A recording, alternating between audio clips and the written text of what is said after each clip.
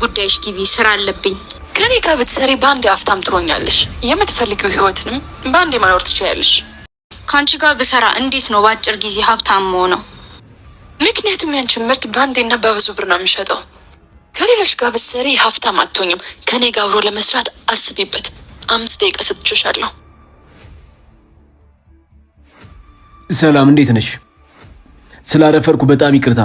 ከአንቺ ጋር አብረን መስራት እንፈልጋለን። አሁን እንዴት ነው ካንተ ጋር አብረን የምንሰራው? አሁን የወጣችሁን ልጅ ታውቃታለህ? አዎ አውቃታለሁ። እንደኛ አይነት ካምፓኒ አላት። አብረን እንስራ እያለችኝ ነበር። ባንዴ ሀብታም ላርግሽ እያለችኝ ነው።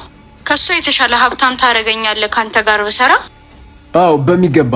ከኛ ጋር ብትሰሪ የሰዎችን ችግር ፈትተሽ ሰዎቹን ደስተኛ አድርገሽ ሰዎችን ጠቅመሽ ከሰላምና ከደስታ ጋር ሀብታም መሆን ትችላለሽ።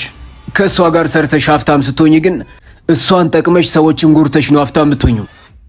የእኛ ስራ የሰዎችን ችግር መፍታት፣ የእሷ ስራ ገንዘብ ማተም ነው። የሰዎችን ችግር ፈትተሽና ሰዎችን በዝብዘሽ የምታገኘው ገንዘብ የሚሰጥሽ እርካታና ሰላም እኩል አይደለም። ግን ምርጫው አንቺ ነው። ምርጫ አለሽ። ቆይ አንተን በምን አምናሃለሁ? በተግባር ነው። ከኛ ጋር ለመስራት የምታመርቻቸው ፕሮዳክቶች ችግር ፈቺ፣ ተመጣጣኝ ዋጋና አንድ ሰው ለረጅም ጊዜ የሚገለገልበት መሆን አለበት። በቢዝነስሽ ችግር መፍታት ከሆነ የምትፈልጊው ከኛ ጋር ብትሰሪ በጣም የተሻለ ነው። ግን ገንዘብ መስራት ከሆነ ያንቺ ቢዝነስ ከእሷ ጋር ብትሰሪ ይሻላል።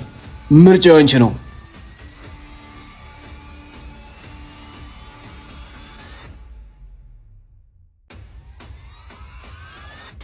ምን ይሰራል? ለዚህ ደግሞ አዲሱ የስራ ባልደረባዬ ነው። ለሰን ስራውን ሰጠሽው? አዎ ከሱ ጋር ጨርሰናል።